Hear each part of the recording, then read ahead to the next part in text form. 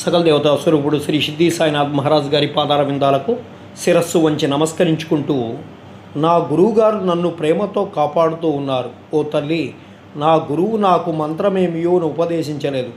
అటువంటప్పుడు నేను నీ చెవిలో మంత్రమెట్లు ఊదగలను?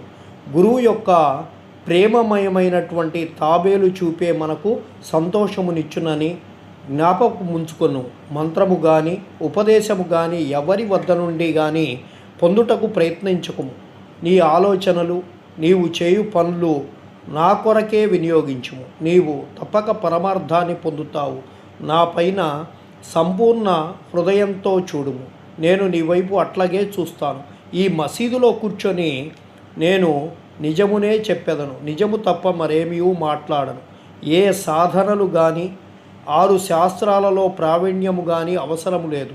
నీ గురువునందు ప్రేమ విశ్వాసములు ఉంచుకొనుము. గురువే సర్వమను చేయువాడనియు కర్తయనియు పూర్తిగా నమ్ముము. ఎవరైతే గురువు యొక్క మహిమ గొప్పతనమును గ్రహిస్తారో, ఎవరైతే గురువుని బ్రహ్మ విష్ణు మహేశ్వర్ల స్వరూపమని ఎంచుతారో వారే ధన్యులు. ఈ ప్రకారంగా ఉపదేశించి బాబా ఆ ముసలమ్మను ఒప్పించి ఆమె బాబాకు నమస్కరించి ఉపవాసము వదులుకుంది. ఈ కథ జాగ్రత్తగాను శ్రద్ధగాను విని దాని ప్రాముఖ్యాన్ని సందర్భమును గుర్తించి హేమాడ్ పంత్ మిక్కిలి ఆశ్చర్యపడతాడు.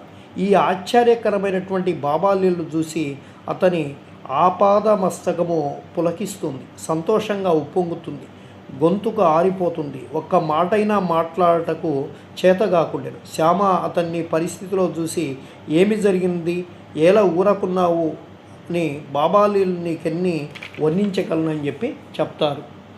శ్రీ సచిదానంద సద్గురు సాయినాథ